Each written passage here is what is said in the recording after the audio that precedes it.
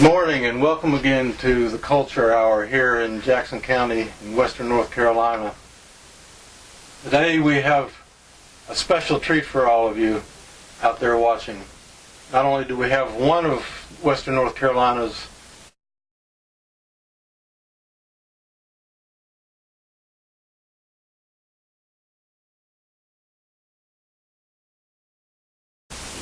Okay, we're back. So we've got two of western North Carolina's important and well-known artists with us today. One who is a writer, one who is a painter. And we're going to have some fun today talking to them about their work and their lives here in the mountains of western North Carolina. So welcome, George and Elizabeth Ellison. It's great to have you here, and been looking forward to this interview for quite some time, and to give us a chance to kind of catch up on some of the things you've been doing. And we're going to talk a little bit. We'll start maybe with you, Elizabeth, and talk a little bit about your background and your history as a visual artist. And I'm wondering where you grew up and what got you started and interested in doing the kind of work you're doing now. Well, I grew up in Castle County, North Carolina. I was born there and grew up there. One of 11 children, and I was the seventh child, I think. There were 7 girls, 7, 8, 9, 10. No, there were 8, 9, 10. 8 girls and 3 boys. One of the girls died, the next to the eldest died when she was 2 in an accident. And so essentially it was 10 of us. And we grew out up in the country. My dad was a lawyer, surveyor, and was civil engineer, and an architect. And he called himself a farmer. He wasn't much of a farmer, but we grew up with tobacco allotments, and we helped them tobacco. And life was pretty boring a lot of times. We got in trouble, and I started drawing as soon as I could hold a pencil. And I can remember that. I never could color. I was the best draftsman in school, in elementary school. There were probably like 20 people in my classes, and I didn't like it when someone came along that was better than I. So anyway, I grew up drawing, and then met George's long boring story. But anyway, I thought when he was in undergraduate school, we got married when he was at UNC.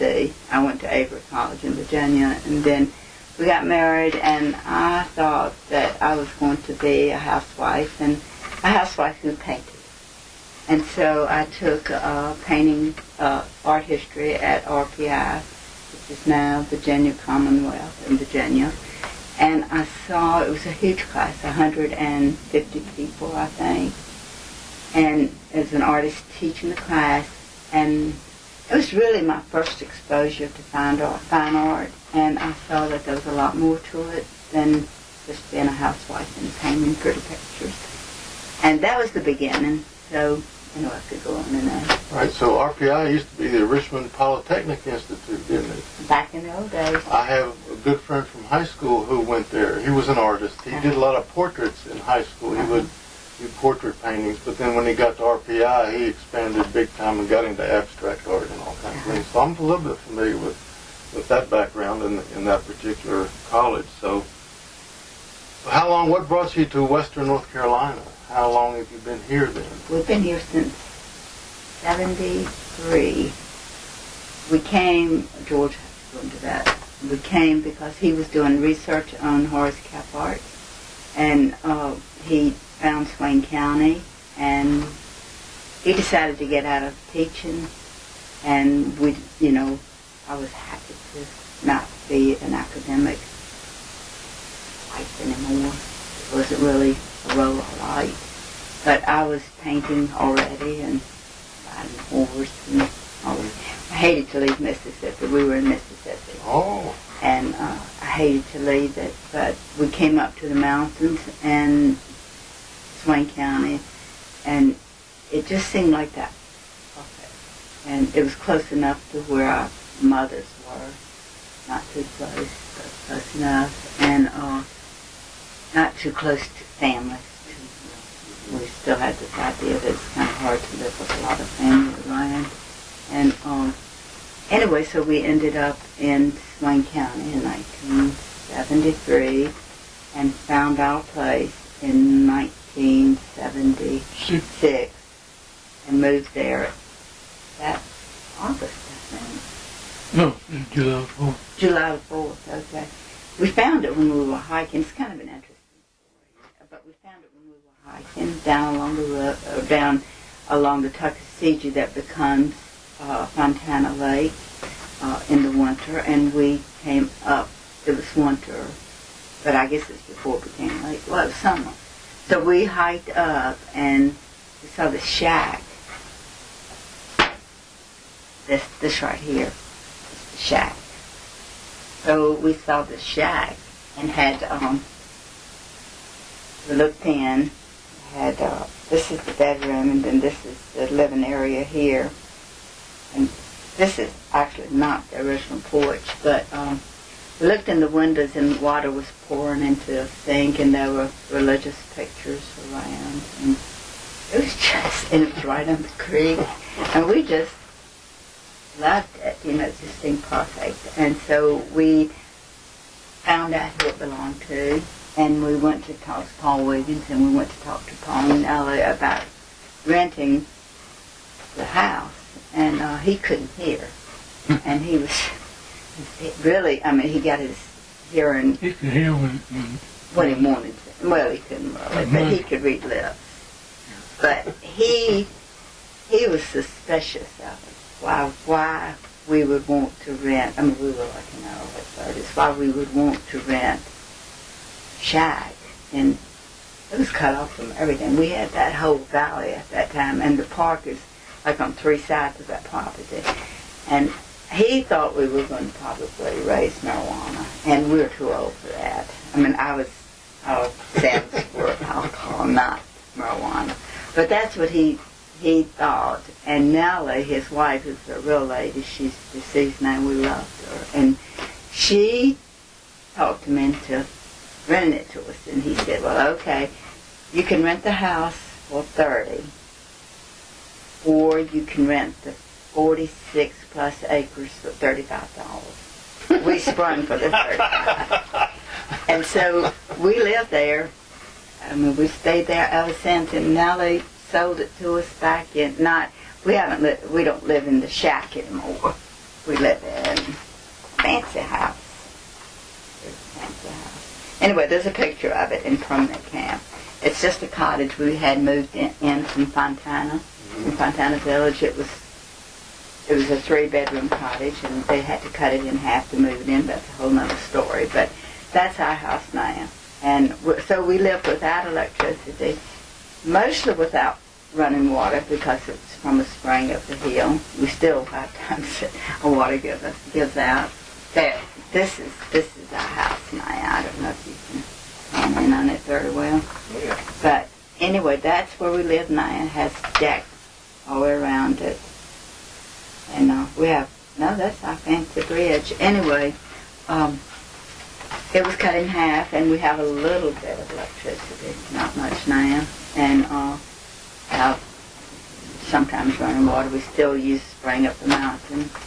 And anyway. Yeah. Well, most of your work is nature oriented, nature based. It's landscapes and and maybe flowers or plants individually, or streams and waterfalls and birds, and it's really totally nature based. And I was just curious about who maybe some of your influences were. Does it go back to RPI or before then, or why your focus is on the nature painting or painting in natural? It's hard to say. I was trying to, I do abstracts also. Some of the newer abstracts, I don't have any pictures of them. But even the abstracts are nature-based. But Van Gogh is my favorite. I like Turner a lot. But, I don't think it has anything to do with RPI. It's just, I just saw there that was a whole different world. And I grew up in the country, and I always wanted to express. Even when I was little, I remember being in the woods and having this tension, and needing to do something with it. And I found out what I could do with it. And I can share it with people, how I feel about it. And George and I have the same sensibilities that way. So really, that's where it comes from. And I mean, I look at other people's art, but I, on purpose, I didn't get an art degree. I took drawing classes, and I went to several different colleges. But when I could have gone back to school, we happened to be up here then. I mean, I was already selling and doing my own stuff, and I was expressing how I felt, and I didn't want to go into an academic world where they would say, no, you have to do this, you have to do that, that. I just couldn't see the point in it. And so I didn't go back, and I have never taken any workshops except some raku and nothing in painting at all. I teach it sometimes, but I never took any because I didn't want to be corrected. I Probably should have been corrected. No, I totally understand because I've never taken a writing workshop either. Yeah, it's just as something George either. Yeah, all right, well, here we go. Well, there's three of us You right don't here. We probably need some help. Well, I'm not so sure. But you've done a lot of work with books and in other mediums. This is a book that is many years old that you did in collaboration with George, and it's got one of your paintings on the cover. To give people an idea of the kind of work that you do sometimes. Sometimes, But then there's yeah. The abstract. So what do you like the most? What's the most fun for you at the moment? I guess you'd have to say. Painting in the wall, but I like to do abstracts the best, honestly. But abstracts, people think, I have people who take my classes all the time and say, I want to paint that abstracts because I can't draw and I think they're easy, but they aren't. They are really hard. If you're trying to express something with them, they're really hard. I mean, I can't do them all the time. I could never just do them all the time. I actually just did abstract, impressionistic expression painting. My last one, not my last one painting, but my last part of painting it reminds you of Jackson Pollock, which was, I never understood really what abstract expressionism was until I started doing it, and it was wonderful, but I couldn't turn around tomorrow and say, I'm going to do this. It's just something that has to happen. But anyway, that's what I love, and I love to do something and then come into my studio the next day and say, oh, wow, where did that come from? So, that's where I'm at. Yeah, no, it's I completely I've been all around the world. I completely understand. I learned to write as a result of my mother reading to me at night every night when I was a kid, and it was like magic. We didn't have TV or radio out in Graham County when I was growing up, so everything was oral. But when my mother would read to me, it goes in the ear. But what had happened was that I would see pictures. She would be reading, so I get the auditory, but the auditory would be converted in my mind into real pictures. And I thought, wow, this is magic. Are you kidding me? And so, my whole writing process is all about the magic. It's about the experience of having that happen to you. So I think we're all in agreement about that. Forgot about William Blake. He's like a big influence. Right. So, I just love him. I love the visionary part of it. And about seeing God in the window when he was 2 and seeing the tree of angels when he was 10 or 11. And someone asked, and seeing angels in the field, I think it's angels over the workers.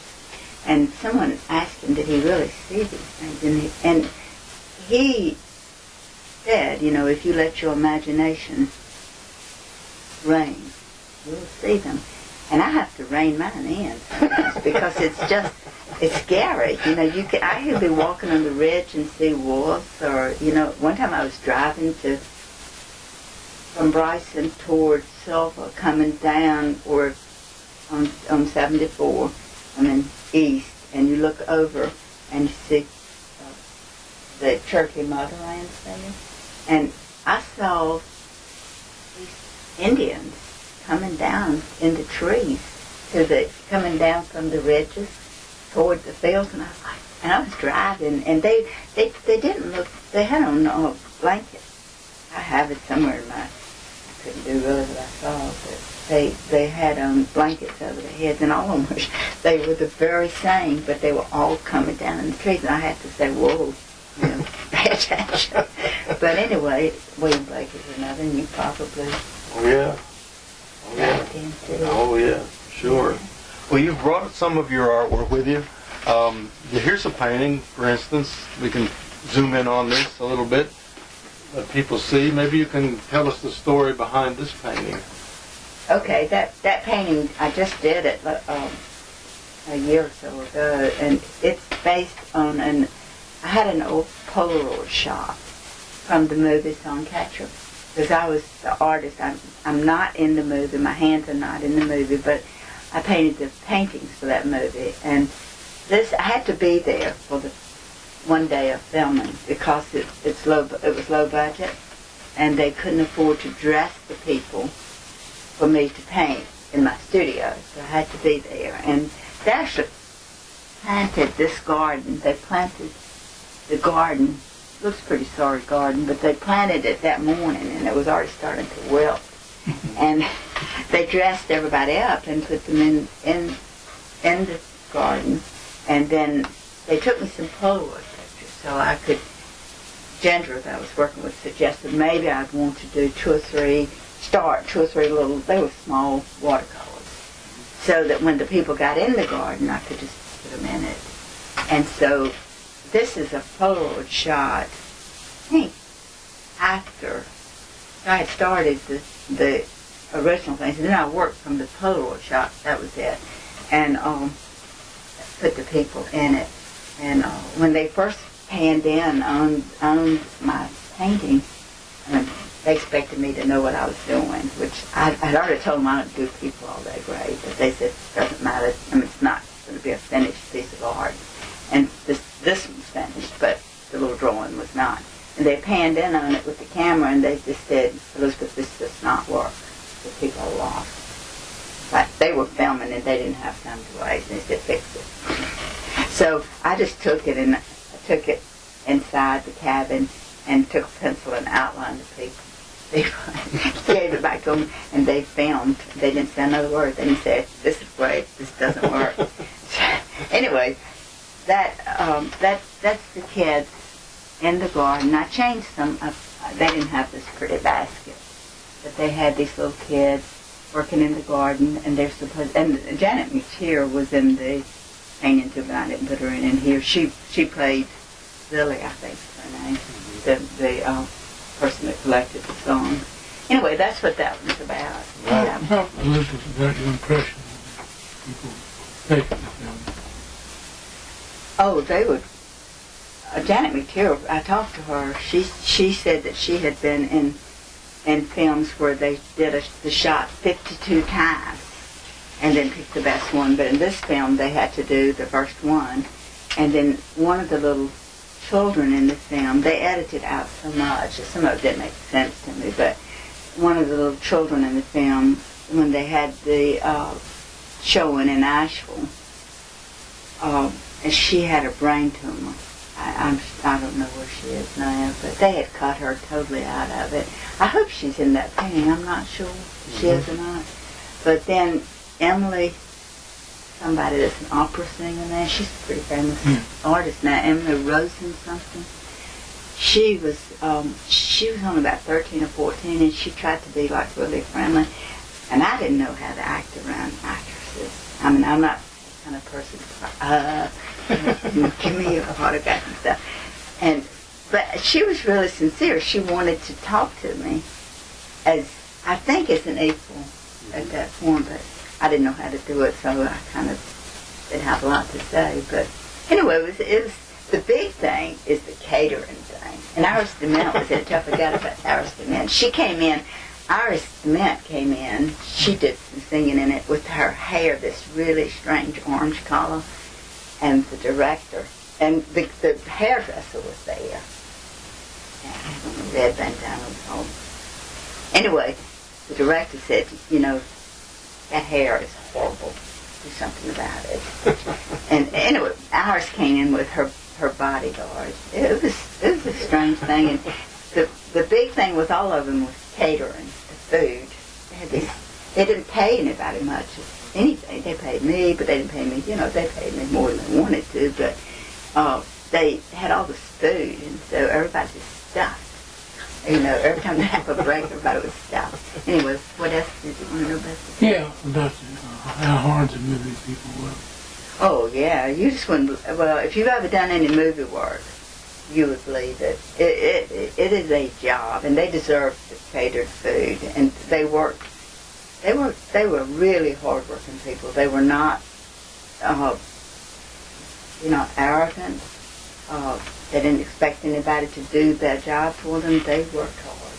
So they It's weren't, really impressive. they weren't just sitting around eating food all day. No, they weren't. They needed that so they could keep on working hard. I mean, I just mostly sat around. But every time I had our dogs with us, and they made me get the dogs and put them somewhere else because they couldn't have dogs. I don't know why not. Because in the mountains, you always got dogs barking, but they didn't want dogs barking. A plane flew over, they had to stop filming because it was the wrong. And so anyway, it was an interesting experience. But Well, you brought another painting here I want people to see too. This is a different kind of painting. It's a landscape. It's a creek flowing through the woods in the middle of winter. What can you tell us about this painting? that's out at our house. That's the bend. Like people who've been out there would recognize this bend. Thompson's been out Well, Thomas says, do you recognize it? Well, I wouldn't have been able to recognize it in this context, I don't think. But, yeah. Yeah, and it has a kingfisher in it in case you don't see it. There's one sitting in there. Anyway, I actually took a photograph and worked for my photograph. And it's not totally like the photograph, of course, but that's called Stones in the Creek Bed, which is the title of George's haiku. Mm-hmm. He gave the haiku a title. But that's not why I called it that. It just seemed, I think I've named other things Stones in the Creek Bed too, but it seemed apt. Right. Well, speaking of George's haiku, you've done a lot of collaborating together between the two of you. Several books, and like the one I was showing before, the Blue Ridge Nature Journal, this book here, and more recently, a collection of George's poems and prose in permanent camp, and it includes your artwork all throughout. There's a great landscape painting of the Blue Ridge. Most of the paintings don't really have a lot to do with the portrait, but that's what we wanted to do. I don't really think you can illustrate portrait. I mean, that's two different visions, interpretations. Mine would be an interpretation of what he's saying. It's good, not the same. Here's a larger one, but there. Just to give people an idea of the kind of things that you're doing together and the kind of work that you're doing. I like this one. I like the color in this painting. It's about that time of year again, and we're starting to see some color here in the mountains, Is that and the yellow leaves are one? coming down. Yeah, it's the yellow one. Yeah, I have that watercolor. That's a really nice watercolor. That's about negative space more than anything else, more than color, isn't it?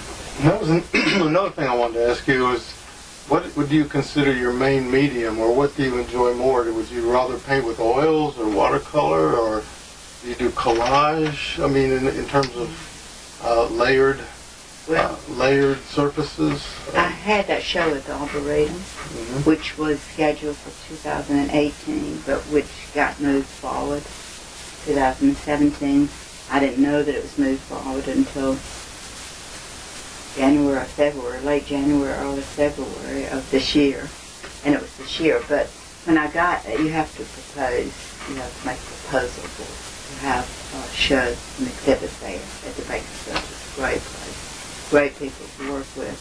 And when I proposed it as paintings. I didn't propose watercolors, but I was doing mostly watercolors then, and they saw it as a watercolor show at first. And so they wanted 80 to 100 paintings because it's a really big space. And I said to myself, no way, I'm not doing 80 to 100 watercolors, framed, glass, all that stuff hanging. It is a job. And so I mostly started, I've been doing some oils, but I started concentrating on oils. And I love to paint. These are small paintings. I really love to paint large. Mm-hmm. And so I started, that's when I really started concentrating on the oils. And I still see the watercolor influence in the oils. It was really hard. It's hard for me to accept that, you can go from dark to light.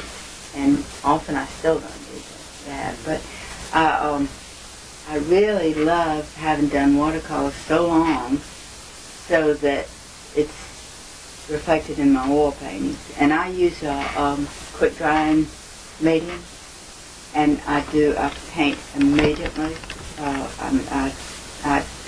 Once I have a concept, I start painting, and then often the concept doesn't come through. Something else happens, just like in a watercolor. And so, but I can do an oil in a few days. But I thought about it, I think about it for a long time before I actually do it. Right. Well, I saw the Arboretum show. As a matter of fact, I spent a long time in that big room with your 100 paintings or whatever it was. It ended up being 56 was it 50? 57. There were a lot of paintings there, and it was very impressive. And I told a lot of people about it, and I know people that went that were also very impressed. And so that was a major coup, I guess you'd say. I don't know, in terms of your own perspective on gallery shows and that kind of thing, but that certainly really was a real reflection of the arc of your work and the different media. That was a big time show. Yeah. So. Two of those were acrylic. The paint concentration on Val was an acrylic with handmade paper in it, and that one and the other one, Breathe, is an acrylic. The two largest ones were acrylic. Right. Well, my favorite painting in that show was the Dow one. Yeah. It's right when you come in the door. Yeah. It's on the right. It's an open.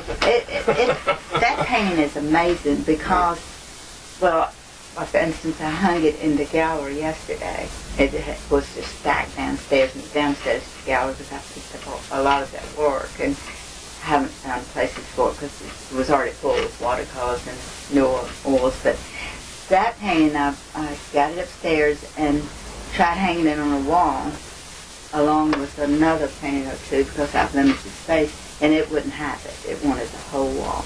So it got the whole wall, and it worked.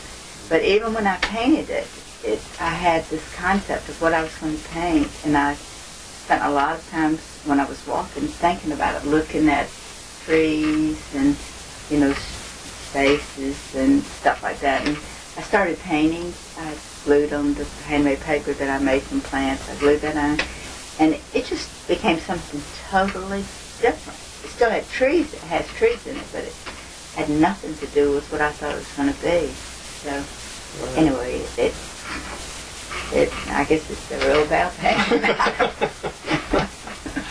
No, well, what do you have in the works now? What are your projected interests, and what are you doing that we may see in the future, the immediate future, projects or specific paintings or that kind of thing? Well, I just finished a commission I can't talk about because it's a surprise for somebody. And I did that. That's an oil painting. And then I'm working supposedly working on the Niche Garden catalog cover in Chapel Hill, the native plant nursery, which their covers I've done for 20-some years, I guess. So really, I don't know. I did a at high elevation oil, and then I did the I did that one after the abstract expressionism.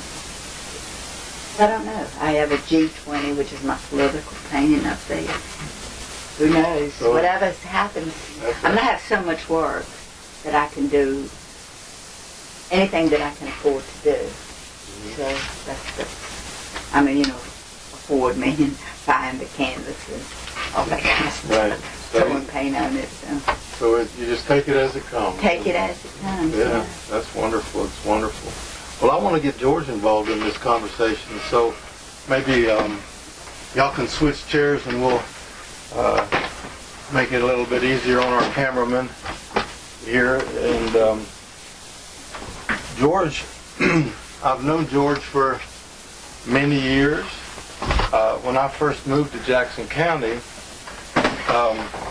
back in the 1980s, I think the first time that I met you was at a huge poetry reading that you organized in the old Silva School, and that was an amazing event and very successful. And then you at the time you were writing a lot more poetry than you were writing prose, and so our conversation was mostly about poetry. And so maybe give us a little bit of a background. I know that you were a big football star at University of North Carolina and all of that, but maybe give us a little bit of background about when you started. So Elizabeth said she grew up in Castle County, at Milton. And I grew up and went to high school in Danville, which is about 8 miles over the Dan River separated. We didn't ever meet ourselves until I was in college at the UNC. I went back home. This was attending Avery College.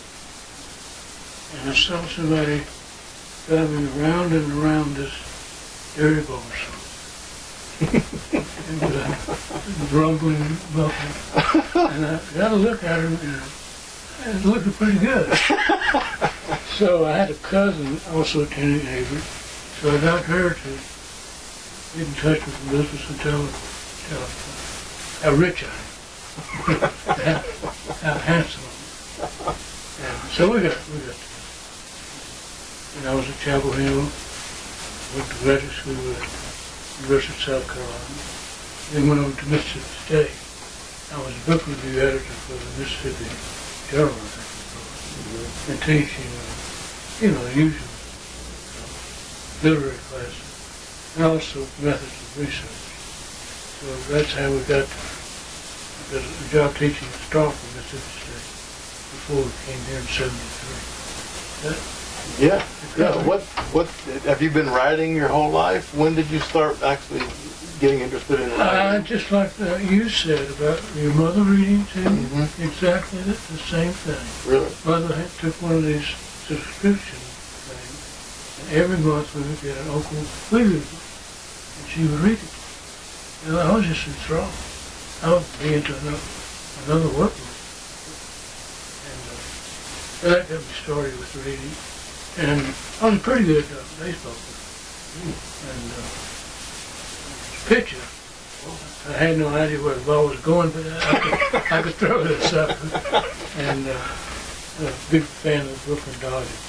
So I sort of wanted to either become a pitcher for the Brooklyn Dodgers or a writer. The Brooklyn Dodgers never called.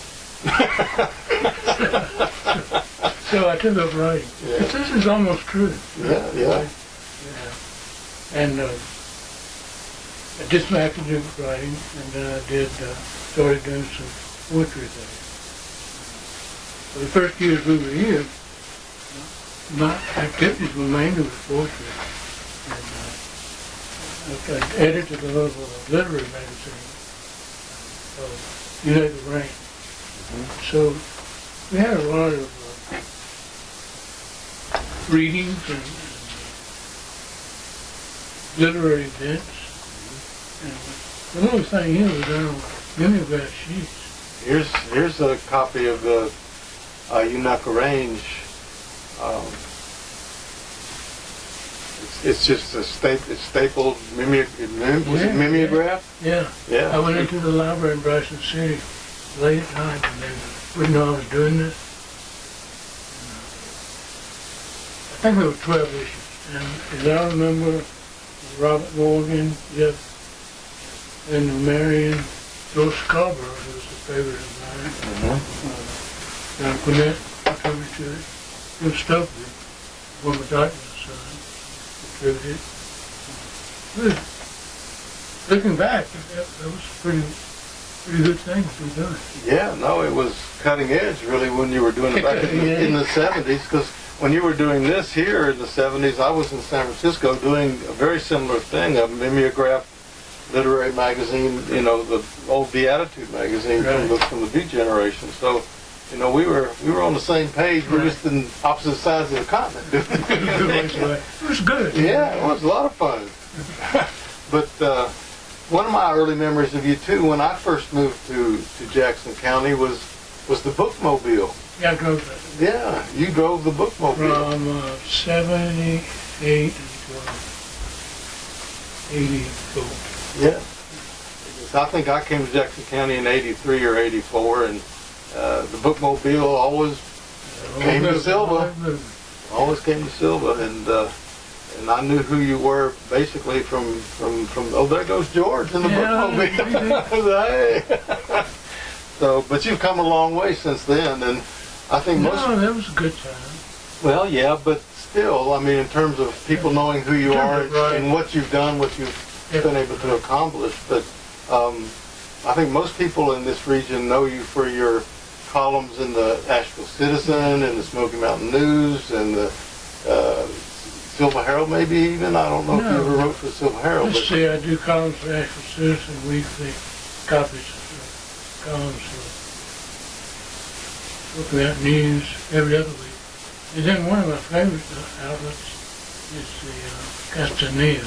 That's the newsletter of the Southern Appalachian Times Society, which is seriously.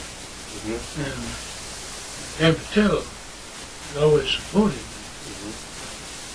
Suggested that I write for the newsletter. So I've been doing that for 20 years. Right. And Newsletter Illustrated. So a different range of things. It's good to have different kinds of audience. Right. And I think, you know, in terms of reputation, I think a lot of people think of you as a naturalist, somebody who has studied nature, knows their plants and trees, and you've done a lot of workshops and a lot of hiking and that sort of thing over the years. So does your writing come from those experiences, the teaching and the writing for the newspapers? I mean, you've got many books now that you and Elizabeth have done together.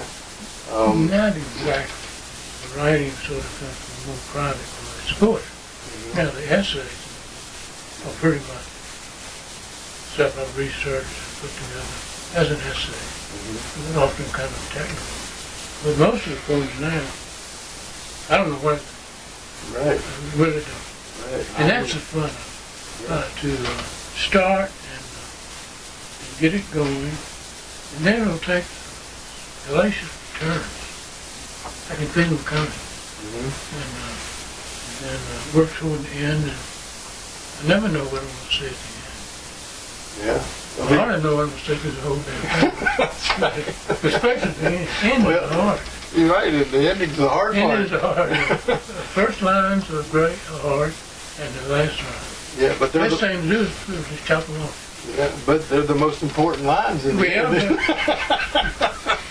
But anyway, I want to have you read one. You've graciously sent me a few poems over the internet in the last few days, and I've been reading them, and I brought a couple with me here, but maybe you just read this one. It's called In the Back of My Mind. Yeah, it has to do with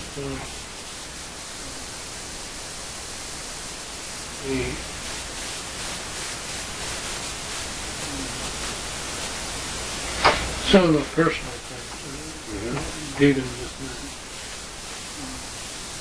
me. In the back of my mind, The blue-green wind drifted down from high country into the cove where cooler air cast a blanket of fog above the creek that thinned to transparency as it skimmed lightly over the grass in the meadow and dissolved in a brooklet. Spectral visitation that I realized too long was also a forewarning. In the blink of an eye, clouds blotted sky. Thunder rolled wave on wave as lightning blazed downward in streaks that forked and forked again until the interconnecting tips exploded in fiery sequences and the deluge reeked of fumes that lingered in the stricken air for days. Transfixed as if the lightning had pierced fibrous marrow, short-circuiting synapses, I descended at that time into the first of those steamy, unmindless existences wherein equilibrium and memory are established, so that there can be no return. And I began to look upon the world anew, from newfound vistas in the back of my mind. There's another poem in here. You and I have talked at great length at certain times about haiku and your interest in haiku. And one of the poems that you sent to me was a 3-line poem. I guess it would be considered a modern haiku, or would that be? It's traditional. Is it a traditional form? Yeah. Yeah. Five syllables, 7 rhymes. Is that 5, 7, 5? You want to read it? Yeah. In roadside tangle, misty white and wet with rain, wild plume blooms in spring. Gotta have that little hook at the end. Right. You gotta have that little twist at the end. Movement. Yeah. I remember y'all were having potluck dinners at your house in the summertime over in Bryson City, and friends would come, and we'd sit there and we'd have a couple beers maybe. Yeah, I wanted to. And then we'd sit around and write haikus. Well, let's see. There we had K-Bar a long time, Fort Lauderdale, North Carolina. We had 5 or 6 better-known poets in western North Carolina, and damn, that was bad haiku. Was what? Really bad. It was astounding. You'd think we would have had better luck than that, but maybe it was the beer. We'll never know. But one of the other things you've been involved with as a project, pretty much your whole adult life, at least since you've been to North Carolina, is your work with Horace Kephart. And I know you've done some work, and recently a new book it's either come out or it's coming out, where you've written the introduction to the Kephart canon, so to speak. Well, tell me a little bit about that. Kephart. I was teaching at Mississippi State and trying to find subject matter that my class could research. So I picked a minor writer and I assigned Kephart one time. And that kind of stimulated me to have an interest in it. And I wound up doing the University of Tennessee reissue of Southern Highlands in 1976. And that came about. I was attending an MLA meeting somewhere, maybe New York or Dallas or whatnot, and we were in one of the hotel rooms later that night, drinking a little bourbon and just talking. And the fellow sitting beside me mentioned Kephart. What do you know about Kephart? I said, not much. But they were trying to get permission from the family and from Millen, who had the rights to it, which they did. So Kephart's been a thing that I've been on the trail for a long time now. Our Southern Highlanders reissued in 76. Here's His a picture of here's the cover of the book here. posthumous novel was published about 2009. And then the Great Smoky Mountain Association has reissued that novel, and We've done a series of books. Ellison and I, the Epic and Woodcraft, a novel. And now I've been working for 5 years with a co-author on a biography book. This will be a definitive biography of sorts, do you think? I hope it will be. Yeah. Yeah. It's got some good parts in it. Yeah. It's 200,000 words. Weighs about 3 pounds. Well, that qualifies as definitive. Right. Well, another thing that you've been involved with is the Myth of the Cherokee. Yeah. Tell us a little bit about that book and how you got interested in it. Well, it was reissued. Of course, Mooney was here, James Mooney, in the late 1980s, and then he published these materials he collected, Bureau of American Ethnology published in 1900, and then he published me with Bright Mountain, Cynthia and Eric. Then they had seen the Kephart introduction, and they said, "Well, by God, that's exactly what we want to use." And so I did that in '91 or something. That was very enjoyable to go to Smithsonian and work with those materials, and get to know more about Mooney, who was a major figure.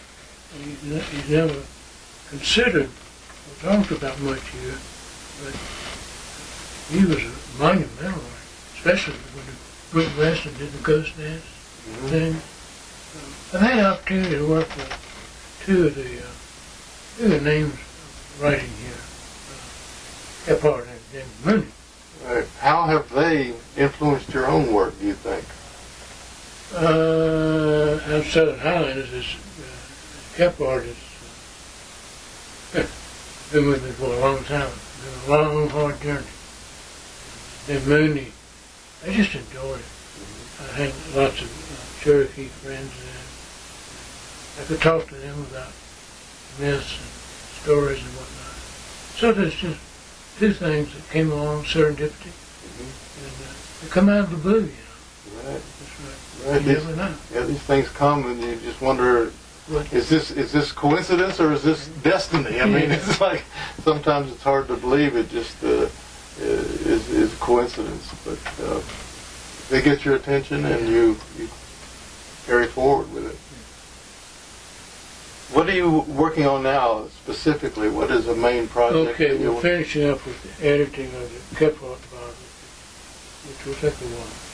But I've got working with a collection of poems, and the title of it is Dark Mountains and Shining Rivers. And it has about 40 poems in it. The one I just read came from that. I love it. I love working with the poetry. But one thing I can't do, every time I get around it, I revise it. And then I have these different versions spread about on the house and in the computer. And I don't know which one is from. Which one is it? Right, which one is the last one? Is this book going to be something you're going to be collaborating with Elizabeth on? Will there be Yeah, sure. illustrations as well? Thing. She made the point earlier that she doesn't exactly illustrate the poems. They sort of, her artwork is freestanding. Right. So you get a feeling of her work and my work, and kind of how they fit together, but also it's not set pieces. We have a poem about box turtles and she paints box turtles. That's not what we do. Right. So, while we're talking about, well, we haven't really talked about archives, but you brought some really archival material this morning that the Unica Range copies, and there's a little copy here of your renditions of On Shan. Yeah. So that must have been an influence for you. I know Elizabeth talked about her influences, and so the Japanese poets were important for you. Especially Hansha. Yeah. You know, he painted on rocks and trees and so on. Yeah. It was kind of crazy, so that attracts me. No, that's the real deal. I did some of the Hanshan. I do renderings, that is, I can't speak or read Chinese. Right. So I look at all the different English language version. It just kind of takes the feeling and I call it a rendering. Right. And it's not really translation, Yeah. but it means a lot to me. Yeah. Well, read us one if you. Okay, yeah. As this happened, I did a little broadside with some of the Hanshan poems and sent them out to friends. And the fellow, John Judson, who was a good poet and a teacher at the University of Wisconsin, had a press. And one morning I went to the post office, there was a package in there with these copies of Gut Poem and the Wilderness. And that just tickled me to death. Oh yeah. This is the kind of surprises you like.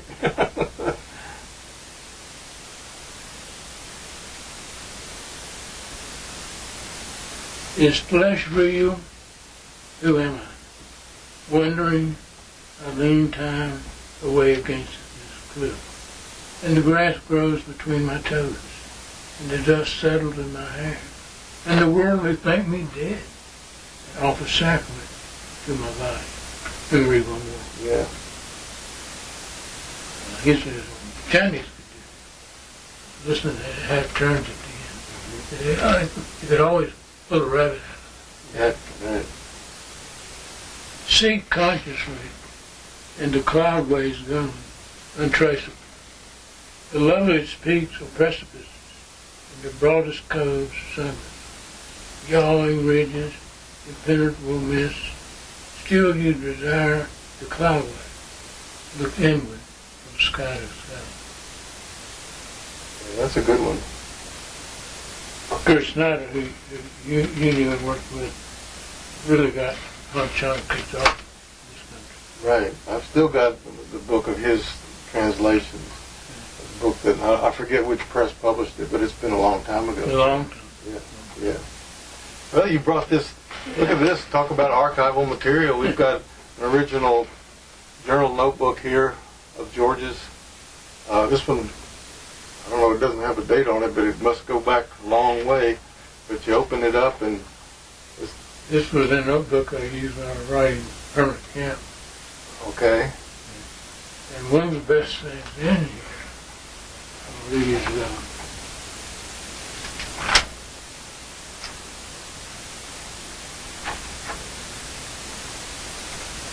So basically, you write in hand to start with your poetry. not really. I take notes of things that Mm-hmm. pop into my head.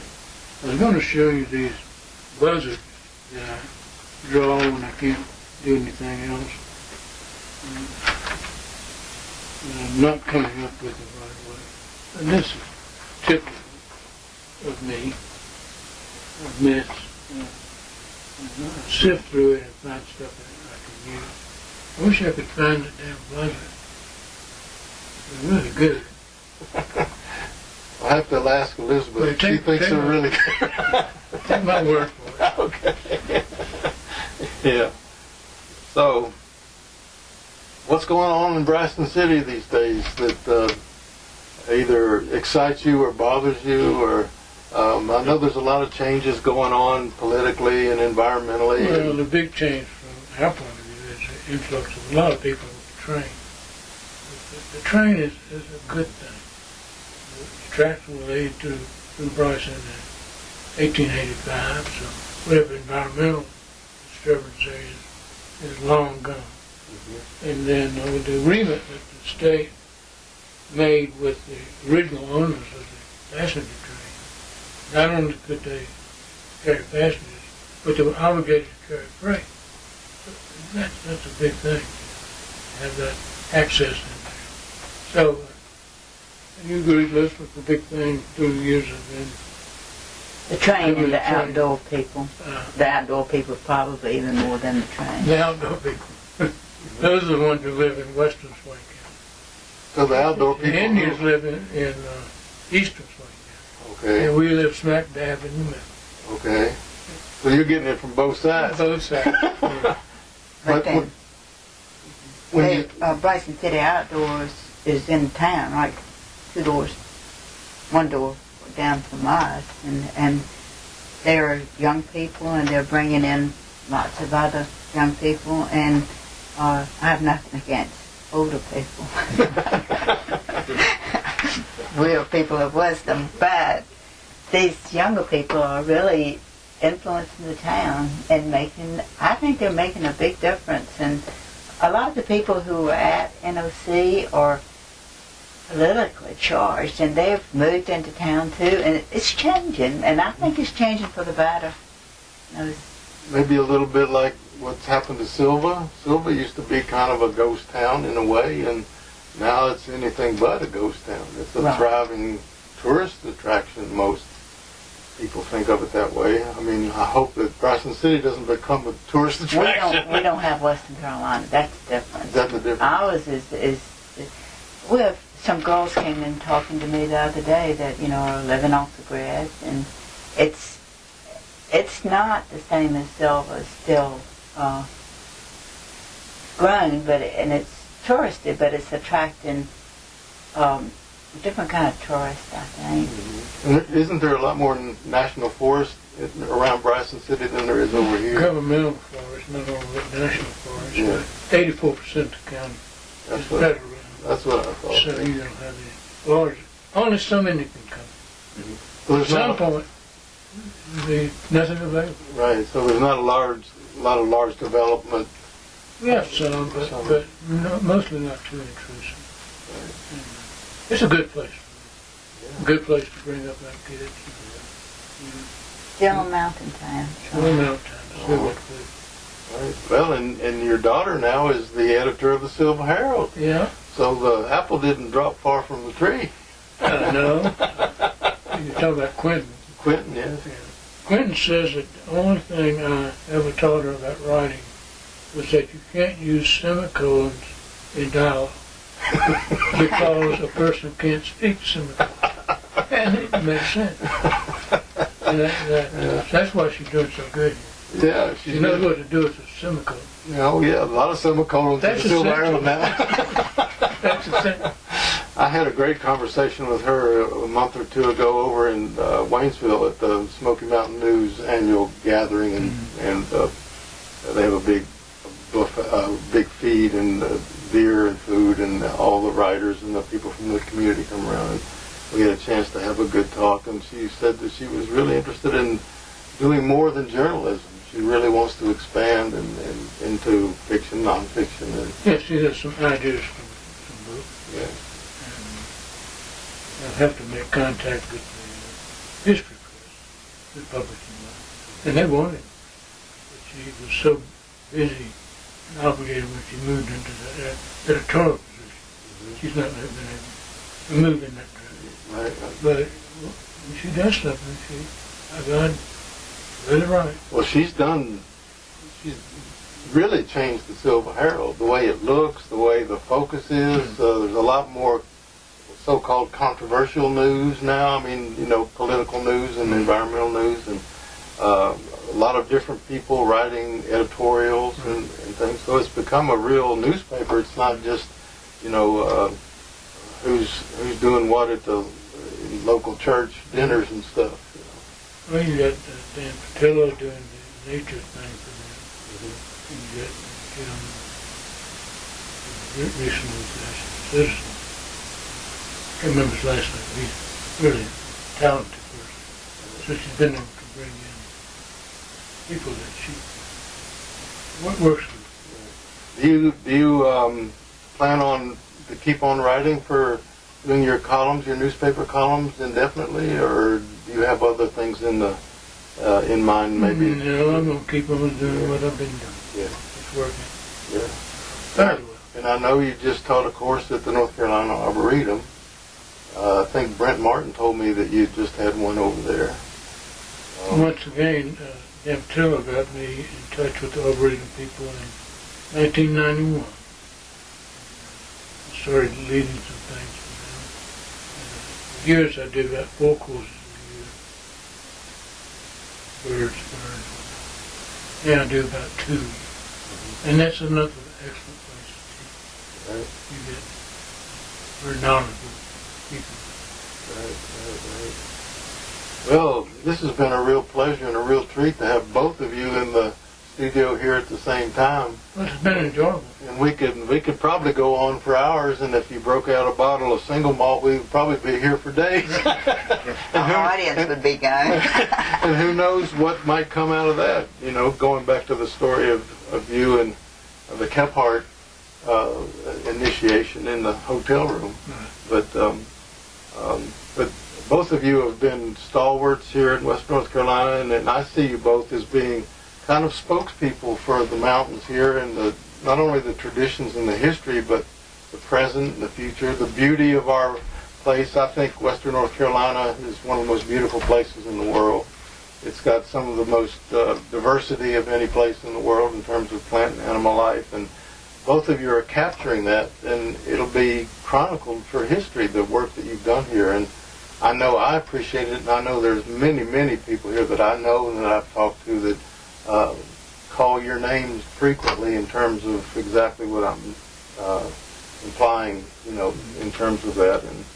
And now we have this digital history of you coming to the studio for eternity. Anybody can tune in and listen to your stories and what you have to say. And hopefully people will go to your bookstore, go to the library, and search out George's books and Elizabeth's artwork, and go over to Bryson City. Elizabeth has her studio over there. It's open every day during the week, and you can visit and see her work there. And she's having shows every once in a while in different places. So, you know, stay tuned, and we'll let you know about any things that are happening along those lines. But this is the Culture Hour on Mountain Stream TV. It's sponsored by the Canary Coalition and Shelton Farms, and we thank you all for joining us. And please tune in to the next show. We'll be here again with some more guests and creative artists and writers and musicians and dancers from Western North Carolina. Until next time, goodbye from the woods.